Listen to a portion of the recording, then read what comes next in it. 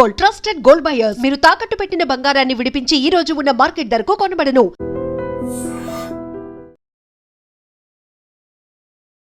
నమస్తే, welcome to I dream talking point with Kavitha.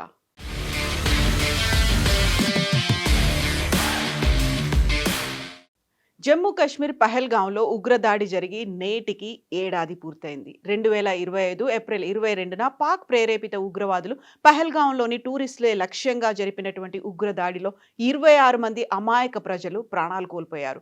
Jammu కాశ్మీర్లోని పహల్గాం ఉగ్రదాడి జరిగి ఏడాది పూర్తయిన వేళ ఆపరేషన్ సింధూర్ను గుర్తు చేస్తూ భారత ఆర్మీ ఒక ట్వీట్ చేసింది. మానవత్వపు హద్దులు దాటినప్పుడు ప్రతిస్పందన నిర్ణయాత్మకంగా ఉంటుందని హెచ్చరించింది. న్యాయం జరిగిందని, భారతదేశం ఐక్యంగా నిలుస్తుందని భారత సైన్యం స్పష్టం చేసింది. కొన్ని సరిహద్దులను అస్సలు దాటకూడదు, భారతదేశం మర్చిపోదు అని రాసి ఉన్న ఒక గ్రాఫిక్స్ను ఈ ట్వీట్కు భారత ఆర్మీ జతపరిచింది. ఇందుకు ప్రతీకారంగా 2025 మే 7 నుంచి 10 వరకు ఆపరేషన్ సింధూర్ను భారత్ నిర్వహించింది. పాకిస్తాన్లోని ఉగ్రవాద స్థావరాలను ధ్వంసం చేయడంతో పాటు వందలాది ఉగ్రవాదులను కడతేర్చింది. మే 7న తెల్లవారుజామున పాక్ ఆక్రమిత కాశ్మీర్ POKలోని ఉగ్రవాద స్థావరాలపై భారత త్రివిధ దళాలు మెరుపు దాడులు చేశాయి. లష్కరే తైబా, జైషే మహమ్మద్, హిజ్బుల్ ముజాహిదీన్ వంటి పాక్ ప్రేరేపిత ఉగ్రవాద సంస్థలకు చెందిన స్థావరాలను ధ్వంసం చేసింది భారతదేశ ఆర్మీ. ఈ దాడుల్లో 100 మందికి పైగా పాక్ ఉగ్రవాదులు హతమయ్యారు. ఈ ఘటనలో లష్కరే తోయిబా సంస్థ అధినేత హఫీజ్ మహమ్మద్ సయీద్ సమీప బంధువులు కూడా మరణించారు. దీంతో బార్డర్లో కాల్పులను పాక్ తీవ్రతరం చేసింది. డ్రోన్లతో భారత సరిహద్దు ప్రాంతాలపై దాడులు చేసేందుకు ప్రయత్నించింది. వీటిని భారత గగనదళ రక్షణ వ్యవస్థలు సమర్థంగా తిప్పికొట్టాయి. భారత మిసైల్, డ్రోన్, వైమానిక దాడుల్లో పాక్లోని సైనిక, వైమానిక స్థావరాలు దారుణంగా దెబ్బతిన్నాయి. ఈ దుస్థితిలో మే 10న కాల్పుల విరమణకు తాము సిద్ధమని భారత్ను పాక్ వేడుకుంది. అందుకు వెంటనే భారత్ అంగీకారం తెలిపింది. ఈ ఉగ్రదాడిపై మోదీ సర్కార్ ఆగ్రహం వ్యక్తం చేసింది. ఇది పాకిస్తాన్ ప్రేరేపిత ఉగ్రవాద చర్యగా భావించింది.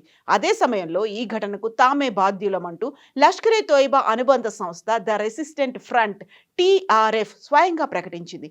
ఈ దారుణానికి కర్త కర్మ క్రియ అంతా పాకిస్తానే అని దాని ద్వారా స్పష్టమైంది. టూరిస్టులను చంపే ముందు వారి మతం అడిగి మరీ ఉగ్రవాదులు ప్రశ్నలు అడిగినట్లుగా వెల్లడైంది. గతేడాది పహల్గాం ఉగ్రదాడి అనంతరం పాకిస్తాన్పై భారత్ వివిధ రకాలుగా చర్యలు తీసుకుంది. ఈ క్రమంలో ఆ దేశంతో ద్వైపాక్షిక వాణిజ్యాన్ని ఆపేసింది. గతంలో పాక్తో కుదిరిన సింధు నదీ జలాల ఒప్పందాన్ని రద్దు చేసింది.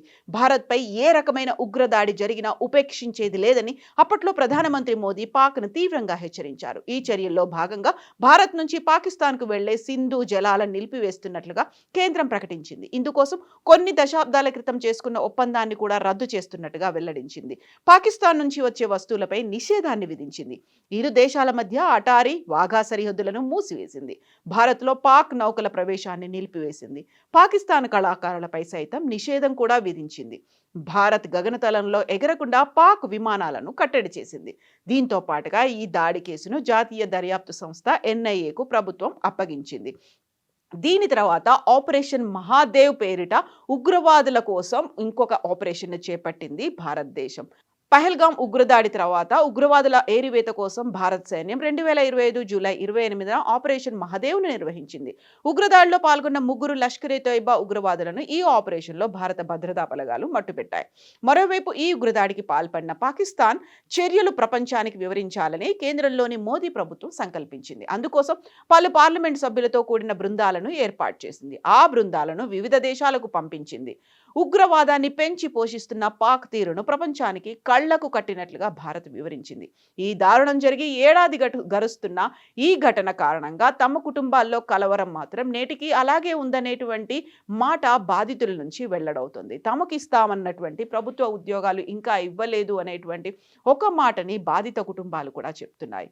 మతం అడిగి మరీ చంపినందుకు భారతదేశం అంతా ఏకమైనటువంటి పరిస్థితి కనిపించింది. ఉగ్రవాద చర్యలని ఖండించింది. దీంతో పాటుగా నిరసనలు వెల్లువెత్తాయి.